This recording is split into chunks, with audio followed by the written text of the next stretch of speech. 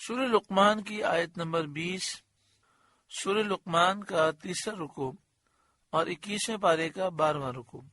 اللہ رب العالمین نے ارشاد فرمایا، الم تروا ان اللہ سخر لکم ما فی السماوات وما فی الارض، کیا تم نے نہ دیکھا کہ اللہ تعالیٰ نے تمہارے لیے کام میں لگائے جو کچھ آسمانوں اور زمین میں ہیں۔ آسمانوں میں مثل سورج، چاند، تاروں کے جن سے تم نفع اٹھاتے ہو، اور زمین میں دریا، نہریں، کانے، پہاڑ، درخت، پھل، چوپائے وغیرہ جن سے تم فائدے حاصل کرتے ہو۔ وَأَسْبَغَ عَلَيْكُمْ نِعَمَهُ ظَاهِرَةً وَبَاطِنَةً، اور تمہیں بھرپور دیں اپنی نعمتیں ظاہر اور چھپی، یعنی ظاہر اور چھپی نعمتیں بے حساب تمہیں عطا فرمائیں۔ ظاہری نعمتوں سے جسم کے اعضاء کا درست ہونا، حواس خمسہ ظاہرہ کا درست ہونا، یعنی آنکھوں کا درست ہونا، کان کا درست ہونا، زبان کا درست ہونا، جو حواس ہیں ان کا درست ہونا، اور حسن شکل و صورت کا اچھا ہونا مراد ہے، اور باطنی نعمتوں سے معرفت کا علم مراد ہے، اور جو خصوصی اللہ تعالی نے ملکہ عطا فرمایا وہ مراد ہے۔ حضرت عبداللہ بن عباس رضی اللہ تعالی عنہما نے فرمایا، نعمت ظاہرہ تو اسلام اور قرآن ہے، اور نعمت باطنہ یہ ہے کہ تمہارے گناہوں پر پردے ڈال دیے، تمہارے حال کو اللہ تعالی کھولتا نہیں ہے، سزا میں جلدی نہ فرمائی۔ بعض مفسرین نے فرمایا، نعمت ظاہرہ جسم کے اعضاء کا درست ہونا اور صورت کا اچھا ہونا ہے، اور نعمت باطنہ دل کے درست عقیدے ہیں جو اللہ تعالیٰ نے ہمیں ایمان کی دولت عطا فرمائی۔ ایک قول یہ بھی ہے کہ نعمت ظاہرہ رزق ہے اور باطنہ حسن اخلاق ہیں۔ ایک قول یہ ہے کہ نعمت ظاہرہ احکام شرعیہ کا ہلکا ہونا، اور نعمت باطنہ شفاعت۔ ایک قول یہ ہے کہ نعمت ظاہرہ اسلام کا غلبہ اور دشمنوں پر فتح یاب ہونا، اور نعمت باطنہ فرشتوں کا امداد کے لیے، مدد کے لیے آنا۔ ایک قول یہ ہے کہ نعمت ظاہرہ رسول اللہ صلی اللہ علیہ وسلم کا اتباع ہے، اور نعمت باطنہ ان کی محبت ہے۔ اور یہ سارے اقوال ایک دوسرے سے ٹکراتے نہیں ہیں، کیونکہ سب ہی نعمت باطنہ اور ظاہرہ کا ذکر ہے۔ رزقنا اللہ تعالی اتباعہ و محبتہ صلی اللہ علیہ وآلہ وسلم، اللہ تعالی ہمیں حضور کا اتباع نصیب فرمائے، حضور کی محبت نصیب فرمائے۔ اللہ تعالی نے ہمیں کتنی نعمتیں عطا فرمائی، ان نعمتوں کا یہاں ذکر ہے۔ جسم کے اعضاء کا درست ہونا، حواس خمسہ کا درست ہونا، شکل و صورت کا اچھا ہونا، پھر علم معرفت اور خاص چیزوں پر ملکہ ہونا، اسلام و قرآن، پھر اللہ تعالیٰ کی یہ نعمت کہ اللہ تعالیٰ گناہوں پر پردے ڈالتا ہے۔ اللہ تعالیٰ نے ہمارے گناہوں پر پردے ڈال دیے، راز ہمارے کھلتے نہیں ہیں، سزا میں جلدی نہیں فرمائی۔ اللہ تعالیٰ نے ہمیں ایمان کی دولت عطا فرمائی، رزق عطا فرمایا، حسن اخلاق عطا فرمایا۔ اللہ تعالیٰ نے شریعت کے احکام کو آسان بنایا۔ اللہ تعالیٰ اپنے بندوں کو حضور کی شفاعت نصیب فرمائے گا۔ اسلام کو غلبہ دیا، دشمنوں کو اللہ تعالیٰ نے ذلیل و رسوا فرمایا، فرشتے مدد کے لیے آئے۔ نبی اکرم صلی اللہ علیہ وآلہ وسلم کا اتباع اور آپ کی محبت ساری نعمتیں ہیں۔ ان میں سے جو نعمتیں ہمارے پاس ہیں ہم اللہ کا شکر ادا کرتے ہیں، اور جن نعمتوں سے ہم محروم ہیں دعا فرمائے اللہ تعالی ہمیں وہ نعمتیں عطا فرمائے، خاص طور پر حضور کی فرما برداری، حضور صلی اللہ علیہ وسلم کی محبت، حسن اخلاق، معرفت الہی، اور قرآن اور اسلام کی تعلیمات پر عمل کرنے کی دولت اللہ تعالی ہم سب کو عطا فرمائے۔ وَأَسْبَغَ عَلَيْكُمْ نِعَمَهُ ظَاهِرَةً وَبَاطِنًا، اور تمہیں بھرپور دیں، خوب دیں اپنی نعمتیں ظاہر اور چھپی۔ وَمِنَ النَّاسِ مَن يُجَادِلُ فِي اللَّهِ بِغَيْرِ عِلْمٍ وَلَا هُدًى وَلَا كِتَابٍ مُنِيرٍ، اور بعض لوگ اللہ کے بارے میں جھگڑتے ہیں یوں کہ نہ علم، نہ عقل اور نہ کوئی روشن کتاب، یعنی بغیر علم کے، بغیر ہدایت کے، بغیر عقل کے، بغیر روشن کتاب کے، جہالت کے ساتھ وہ اللہ تعالیٰ کے بارے میں بحث کرتے ہیں۔ تو جب ان کے پاس علم نہیں ہے، کتاب نہیں ہے، ہدایت، عقل نہیں ہے، تو جو کہیں گے جہالت ہوگا اور نادانی ہوگی۔ اور شان الہی میں اس طرح کی جرت اور لب کشائی نہایت بیجا اور گمراہی ہے۔ اللہ کی شان کے بارے میں اس طرح کی جرت کرنا اور منہ کھولنا یہ بالکل بیجا ہے اور گمراہی ہے۔ یہ آیت نضر بن حارث اور ابی بن خلف وغیرہ کفار کے لیے نازل ہوئی، جو باوجود اس کے کہ وہ بے علم تھے، جاہل تھے، نبی اکرم صلی اللہ علیہ وآلہ وسلم سے اللہ تعالیٰ کی ذات اور صفات کے متعلق جھگڑے کیا کرتے تھے۔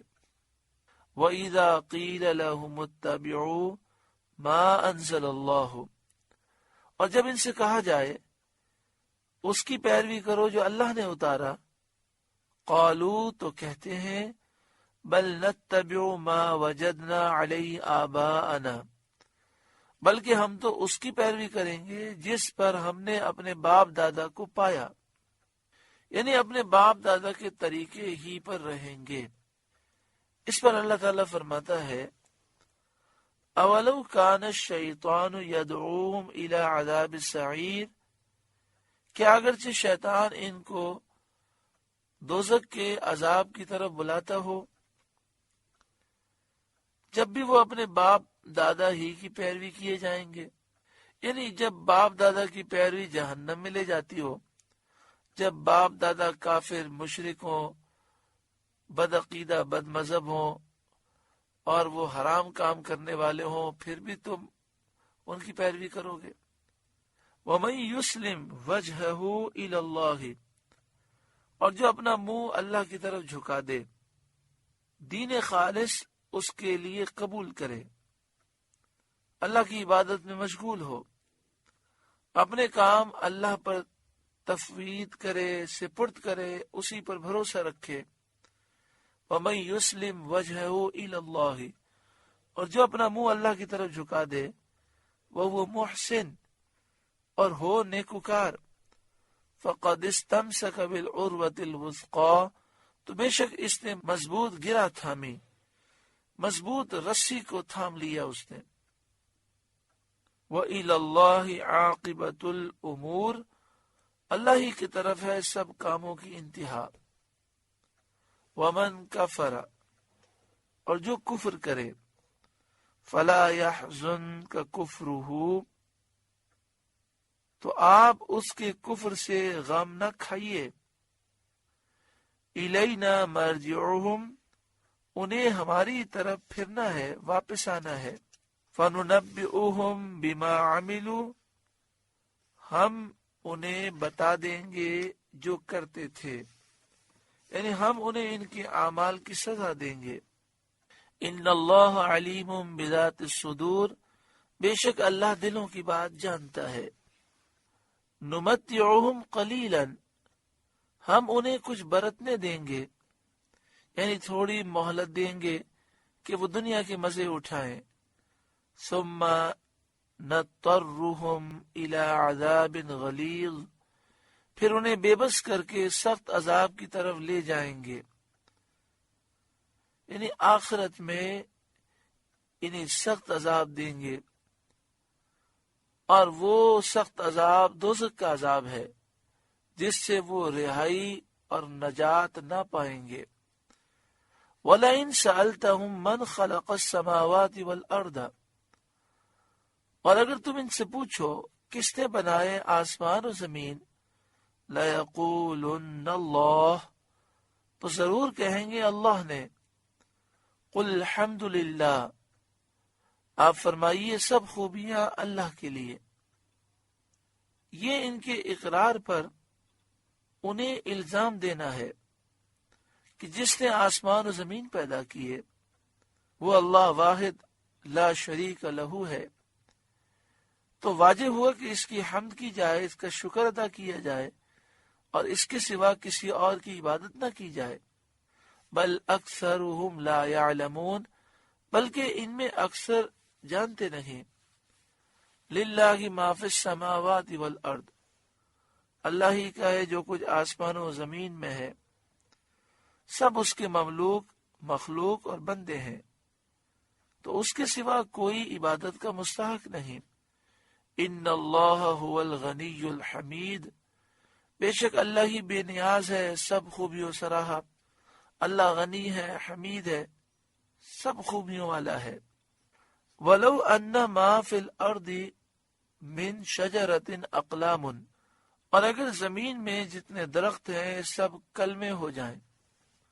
وَالْبَحْرُ يَمُدُّهُ مِن بَعْدِهِ سَبْعَةُ أَبْحُرٍ، اور سمندر اس کی سیاہی ہو، اس کے پیچھے 7 سمندر اور 14 سمندروں کا پانی سیاہی انک بن جائے، اور دنیا کے سارے درخت قلم بن جائیں، اور ساری مخلوق لکھنے والی بن جائے، اور ساری مخلوق اللہ تعالیٰ کے کلمات کو لکھے، تو وہ تمام قلم ختم ہو جائیں گے، سارے سمندروں کی سیاہی ختم ہو جائے گی۔ ما نفدت کلمات اللہ، تو اللہ کی باتیں ختم نہ ہوں گی، کیونکہ اللہ کی معلومات غیر متناہی ہیں جن کی کوئی حد نہیں، معلومات الہیہ غیر متناہی ہیں۔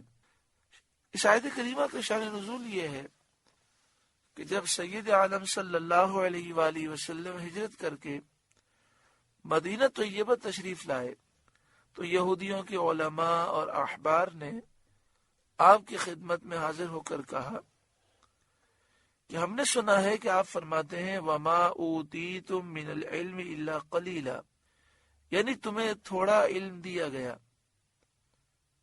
اس سے آپ کی مراد ہم لوگ ہیں یا صرف اپنی قوم؟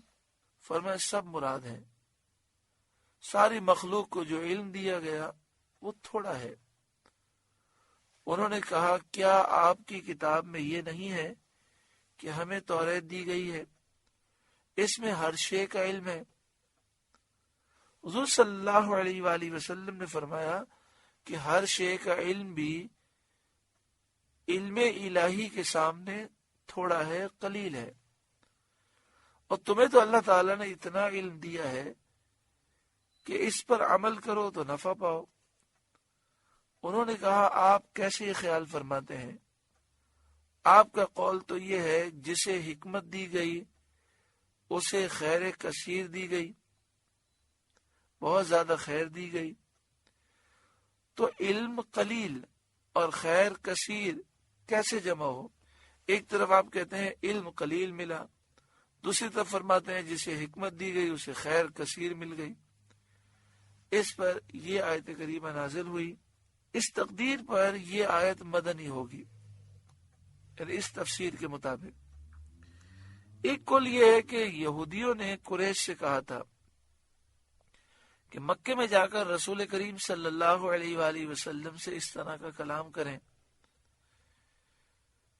ایک قول یہ ہے کہ مشرکین نے یہ کہا تھا کہ قرآن اور جو کچھ محمد مصطفیٰ صلی اللہ علیہ وسلم لاتے ہیں یہ عنقریب تمام ہو جائے گا، پھر قصہ ختم۔ تو فرمایا کہ اللہ کے کلمات ختم نہیں ہوں گے۔ اس پر اللہ تعالیٰ نے یہ آیت نازل فرمائی، ان اللہ عزیز حکیم، بے شک اللہ عزت و حکمت والا ہے۔ یہاں پر یہ مسئلہ سماعت کر لیں کہ اللہ تبارک و تعالی نے انسانوں، جنات اور فرشتوں کو جتنا علم دیا، سارے نبیوں اور رسولوں کو جو علم عطا فرمایا، ساری مخلوق کا علم اور علم کے جتنے بھی شعبے ہیں، سائنس نے جتنی بھی ترقی کر لی، آئندہ قیامت تک جو ترقی ہوگی، سارا علم جمع کر لیا جائے اور نبی اکرم صلی اللہ علیہ وآلہ وسلم کے علم کے سامنے رکھا جائے، تو ساری مخلوق کا سارا علم حضور صلی اللہ علیہ وسلم کے علم کے سامنے وہ ایک ذرہ بھی نہیں ہے۔ یہ بات یاد رکھیں کہ اولین و آخرین کو جو علم دیا گیا، اللہ نے وہ علم اپنے محبوب کو ضرور عطا فرمایا، بلکہ جسے جو علم ملا حضور کے صدقے و طفیل ملا، اور اس کے علاوہ اللہ نے اپنے محبوب کو وہ علم عطا فرمایا جو کسی کو نہیں عطا فرمایا۔ پھر اگر یہ دیکھا جائے کہ نبی اکرم صلی اللہ علیہ وآلہ وسلم کا علم اور ساری مخلوق کا علم اللہ کے علم کے مقابلے میں کیا حیثیت رکھتا ہے، تو اعلیٰ حضرت امام اہل سنت نے یہ فرمایا کہ نبی اکرم صلی اللہ علیہ وآلہ وسلم کو اللہ تعالیٰ نے لوح و قلم کا علم دیا، اولین آخرین کا علم دیا، کائنات کی پیدائش سے لے کر قیامت آنے تک کا پورا علم عطا فرمایا، قیامت کے میدان کا علم عطا فرمایا، جنتی جنت میں داخل ہوئے، جہنمی جہنم میں داخل ہوئے، اس کا مکمل علم عطا فرمایا، اور اس کے علاوہ بے حساب علم کے خزانے عطا فرمائے۔ لیکن یہ سارا علم جو ساری مخلوق کا ہے، نبی اکرم صلی اللہ علیہ وسلم کا ہے، یہ سب مل کر بھی اللہ تعالیٰ کے علم کے مقابلے میں اعلیٰ حضرت امام اہل سنت فرماتے ہیں، اس کو یوں سمجھیے کہ ایک طرف کروڑوں سمندر ہوں اور دوسری طرف ایک پانی کے قطرے کا کروڑواں حصہ ہو، تو پانی کے قطرے کے کروڑویں حصے کو کروڑوں سمندروں سے جو نسبت حاصل ہے، اللہ اور مخلوق کے علم کے درمیان وہ نسبت بھی حاصل نہیں۔ یعنی اللہ تعالیٰ کا علم اور نبی اکرم صلی اللہ علیہ وآلہ وسلم کا علم برابر نہیں۔ اللہ کا علم ذاتی ہے، غیر متناہی ہے، لامحدود ہے، ہمیشہ سے ہے۔ نبی اکرم صلی اللہ علیہ وآلہ وسلم کا علم اللہ کی عطا سے ہے، جتنا اللہ تعالیٰ نے عطا فرمایا اتنا ہے، ہمیشہ سے نہیں بلکہ جب سے اللہ نے عطا فرمایا اس وقت سے ہے۔ جب یہ فرق موجود ہے تو برابری کا کوئی تصور نہیں، جب برابری کا تصور نہیں تو شرک کا کوئی تصور یہاں پر نہیں پایا جاتا۔ ما خلقکم ولا بعثکم الا کنفس واحدہ، تم سب کا پیدا کرنا اور قیامت میں اٹھانا ایسا ہی ہے جیسا کہ ایک جان کا پیدا کرنا۔ اللہ پر کچھ دشوار نہیں، اس کی قدرت یہ ہے کہ ایک کن سے سب کو پیدا کر دے۔ ان اللہ سمیع بصیر، بے شک اللہ سنتا دیکھتا ہے، سننے والا ہے، دیکھنے والا ہے۔